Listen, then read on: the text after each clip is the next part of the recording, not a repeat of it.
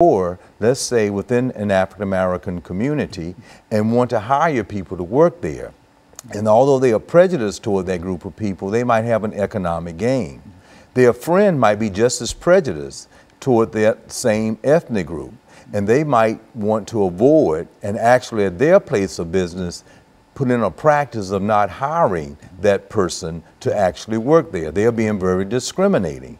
The point I want to make, according to Dr. Allport, is that both people are very prejudiced. One will act in one way, and the other person will act in the other way, but they are both very prejudiced. This is why I want to try to make the observation that's going on in a political campaign of an entire group of people that might have a leader that they are now saying, well, gee, that person is saying something that I really think. And while at one point they may not have expressed it out loud, now they're willing to show up and to express it, because there are those two types of people that might have a dislike for certain policies or other group of people, but might act out their prejudice openly because they feel that someone else is a billionaire or in a leadership role and can say and act in that way, that so can I. And so in real sense, Dr. Sanford, as we get ready to end this segment this morning, we're saying that prejudice has an impact upon all of us. A person can either be prejudiced or not prejudiced, but whatever his attitude might be, he's going to live within a community of folks that will have an impact. And we're going to talk this morning about some of the acts of prejudice. What we'll do, we'll take our first commercial break, and we'll be back with our audience following this very, very short commercial break.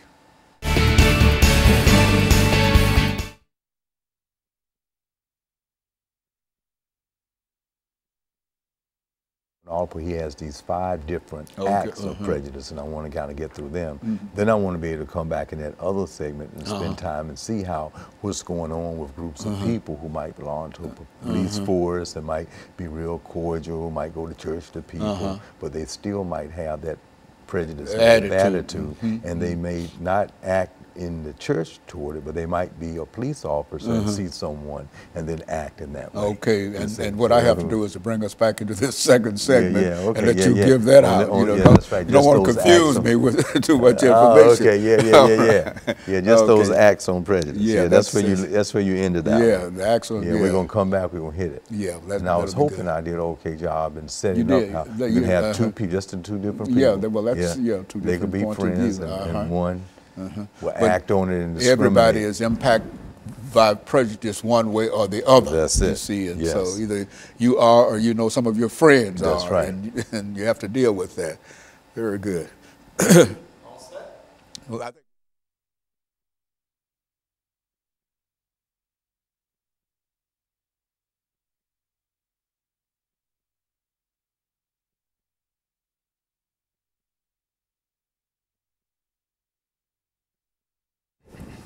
thank you, and welcome back to the second segment of the show for today.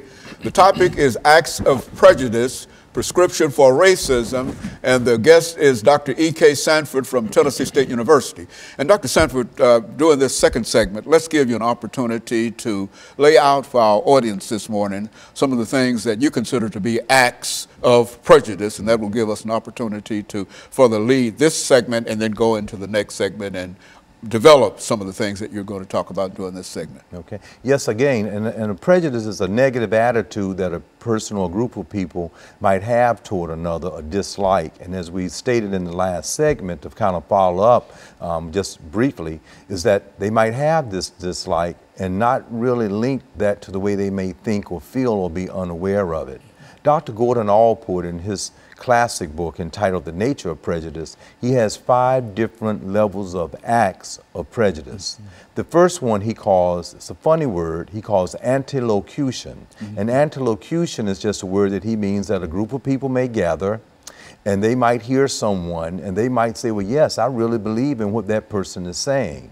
And they might listen to it, they might come back to the second and third meeting about it, but they are not at that particular point willing to go out and to do anything other than just listen to it and agree to it. Now, the second level of an act on prejudice is that of avoidance. Dr. Gordon Allport said that a segment of that first group might go out and say, I want to avoid, because I have a dislike toward another group, and maybe to live someplace, maybe because I have financial assistance, I can live and not integrate with other people, and I can desegregate myself, I can segregate myself from other people. That's avoidance, when you can just want to stay away from that other group. You have that dislike and that negative attitude. Don't want to have anything to do with it. Then the third level of it is that of discrimination.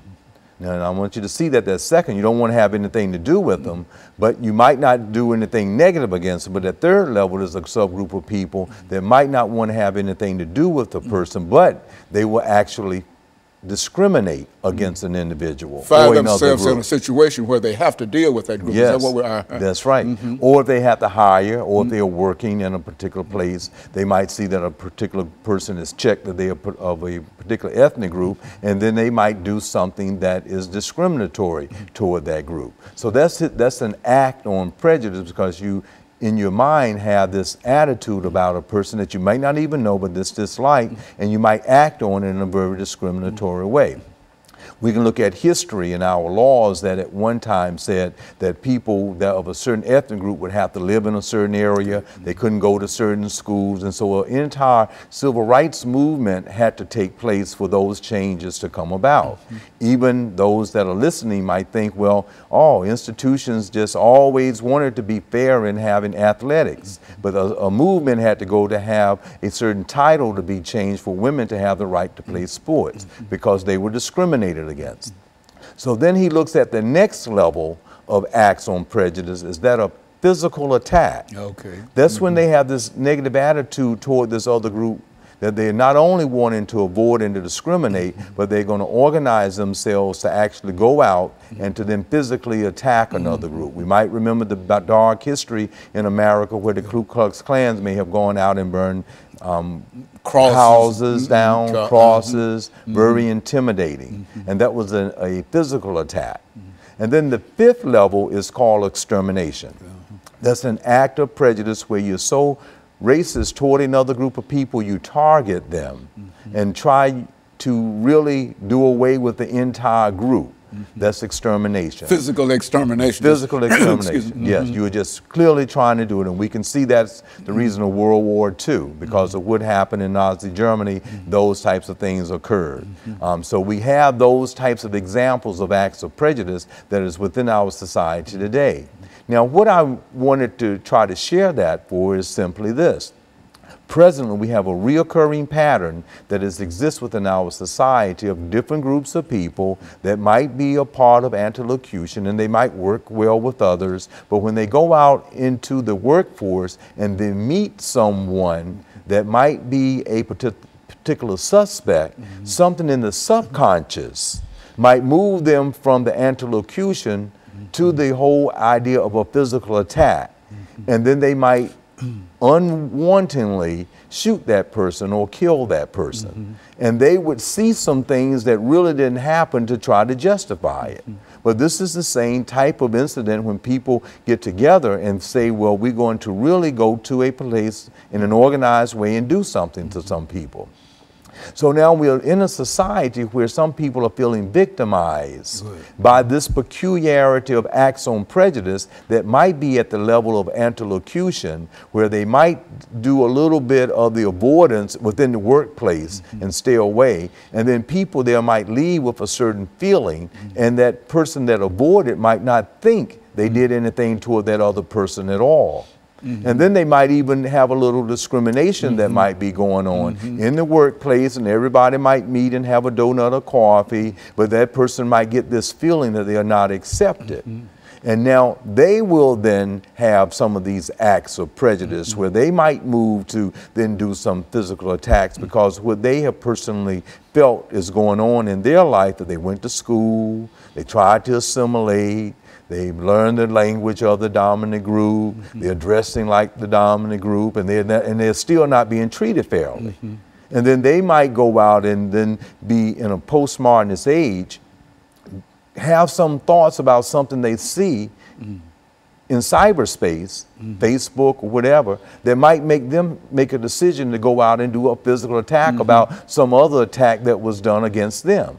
So it becomes this kind of an integration of something that is going on that's an act on prejudice that moved into a physical attack by another person that might not think they did it, but they actually did it to that individual. And so in a real sense, Doctor, we're saying that sociologically, yes, that a person can not have a prejudiced bone in his body, but his relationship with other folks, the kind of conversations that he becomes involved in, can move him from that first act up to the last act simply by the environment and the things that he hears that are said in reference to that group or that individual. Is that what we're saying? That's what we are saying, and we are not saying 100% of that group. We are saying that in that antilocution, going back to if we can just observe what's going on before us in a national level at political campaigns, how you might have an entire group that might get at the same group that would have done physical attacks. Number 4, Ku Klux Klan, David Duke. Others that will show up because they are feeling depressed within the economic system that they are in, and they are all at the same place. Some will lash out while some will not. Okay, very good. And what we're going to do, we're going to take this second commercial break, and we'll be back with our audience following this very, very short commercial break.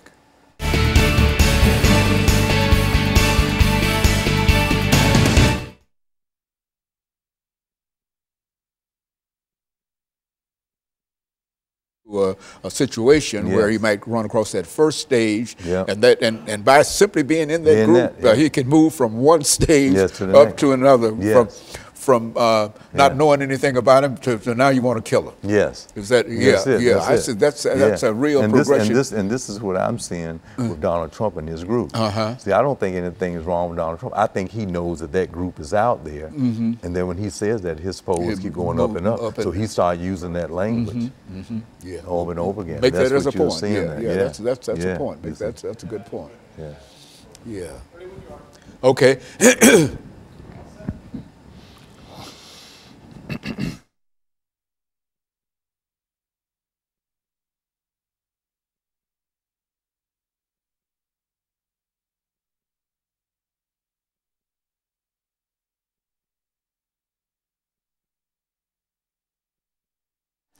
Thank you and welcome back to the final segment of the show for today. The topic is Acts of Prejudice, Prescription for Racism. And we have with us to talk about acts of prejudice and the prescription for racism, Dr. EKSanford from Tennessee State University. And so, Dr. Sanford, let's see if we can finish this last segment by having you make some comments in reference to an individual who might be caught within that first act that you're talking about, and as he or she moves up and eventually move to the 5th act in which they are ready to exterminate an individual. Go on, speak to it from that perspective. And thank you very much. And that is indeed how Dr. Gordon Allport would see it. That first person that might have this feeling or dislike toward another group but wouldn't act on it could be potentially a part of going into membership or just going to a group, and when things are being said, they might listen to it and agree with it and vote for it, but a subgroup of that group might move on to the next level, and then the next level to the next level of physical attack, where they might make a decision to go out and do it. Now, this is where the prescription for racism of those earlier attacks, the listening audience need to understand. When that group of people start to go out and they seek out a group of people, whoever they might be, based on certain physical characteristics or where they might be socially located within a community, that they know they are targeting that group of people. Or if in a hiring process, they are not allowing a group of people based on the ethnic group that they have checked that they are, or gender that they are, then that's when the racism or the sexism enters into the discussion about the whole prescription of racism within the society in which we live in. Now, when we look in our larger problems of reoccurring patterns, of, say, police officers that are disproportionately killing African American males, I want us to keep in mind this act on prejudice, because I think if we interviewed, say, any of the officers in the rank and file line, all of them would say, well, no, we would not go out and act toward any other citizen in any different way than we would another person. But out of that group, you can have someone that in their private life would avoid, and then in their private life would do some discriminatory acts. And this becomes a part of their subconscious, looking at the social psychology of it. And when they are out in the force, and then when they are out to stop someone, that individual may not be doing anything that is being degrading or not following the rules. Or even if they were not following the rules and you have to shoot them, do you have to shoot to kill, or could you shoot in the leg and they fall down and then they couldn't do anything? But is there something in that physical attack that emerges from how some of the preceding acts of prejudice may have been in the environment as you grew up that might cause you to then shoot to kill, or after you're down to continue to shoot 15 additional times? And so in a real sense, if you've got a group, hypothetically, of 20 people, and as they move from one stage to another, you might have only, 15 move up to that second stage, and then 10 to that third stage, and 5 to that fourth stage. And that fifth stage, in which there is an idea of extermination, you have only 1 or 2 out of those 20, but all might be considered to be what? Prejudice, but they've moved from one stage to another stage. Yeah, that's absolutely right. And now, as we are seeing this radicalization of other groups that are probably experiencing within the society or system in which we live in, some of those acts of the lesser stage of prejudice, they may then start thinking, how can I get back at that by this physical attack? So, and then I guess my point is, it can go from one ethnic group to the next ethnic group, or I hate to use this word, Uncle Tom, sometimes you can find people within one ethnic group that the dominant group can get another person to act and behave and think and say things in a certain way. I guess you want to say they've been bought out, or they may have assimilated to a certain degree that they may not try to understand that particular ethnic group, although they belong to that ethnic group themselves. However, going back to this issue of the problem that we are seeing in our society today, many people that might be the victims of it are now turning that into another type of act on prejudice and physically attacking. So I hate to date it, but as we have this conversation, there have been many types of attacks that have occurred in America and throughout the other country, and some people in their minds may be acting this thing out in a more physical, or to the point of exterminating another group of people, or the idea that another, even entire society, they could, regardless of who is in the building, if they are just called American, they want to get rid of them. So that's an extermination, an act on prejudice as well. So would you say, Dr. Sanford, that many individuals do have an opportunity? It's really a decision that an individual has to make as to whether he is willing to move from level 1 to level 2 to the final level. That is really an individual's decision, but it's sort of formed by the group itself, by the kind of folks that you're involved with. Would that be a correct assessment of that? That is very, very correct. And one of the things, since we are in higher education, is to try to have diversity in education, so that that group that's, because of legal segregation hundreds of years ago, things are still pretty much that way today, or people might still be separated and might have those attitudes, that through a system of education, that they will change their attitudes and values in a different way. And we have indeed seen that. We've seen that with the millennials, and how our Supreme Court now allows this discrimination that was going toward gay brothers, lesbians, sisters of being married. Now they changed that law because there was a change in people's attitudes that were born in the 80s and the 90s. And so the same thing with the civil rights movement, when there was an act of prejudice, of discrimination, as well as physical attack. With a social movement that went on and on, laws would change. And now, supposedly, there are improvements to the point that we have a first African-American president, two-term president. So we see change with the whole infusion, but you have to understand that those things are there. And this places someone in a high authority level to have to understand that much of the anti-locution is still very present, that first level within our society, of people just feeling in a very prejudiced way. And you can see within the political campaign that's going on at the very present time, when a person figures out there's a whole group of people, regardless of their education, economic status, they might feel depressed or suppressed, and they might start thinking in a way, and then they go out and they meet and they rah-rah about it. So you can see some of the people with their flags up and everything that ready to move to the next section. Next step of it. And so it's a thing of progression, you know, and if a person can exclude himself or get away from that kind of thing, he won't have an opportunity to progress. But as long as he is involved in the middle of it, he goes up with the rest of the group. Is that what we're saying? That's what we're saying. And we think we have a better America with more diversity, because we'll strengthen numbers, strengthen everybody being along and getting along. And we have the institution of religion that's supposed to help everybody have this type of ethic about ourselves. But the question becomes, as Max Weber would say in his classic book, the Protestant ethic in the spirit of capitalism. How does capitalism prevent us from being able to get along? And so in a real sense, diversity is the most important element in terms of bringing people together, and more diversified a group is, then the less likely they are to be able to move from, they might move from level 1 to level 2, but if there's quite a bit of diversity, they're not going to go up to level 5. That's right. And intellectual diversity. You can live in another area, but intellectually you have to understand about the culture of other people, and then that would let you have a different level of respect, that you would not move into wanting to be discriminatory because intellectual. That's why we want in schools to have a diversified curriculum from kindergarten all the way through the 12th grade and through undergrad. So if you lived in an isolated area, you still have some intellectual awareness about diversity.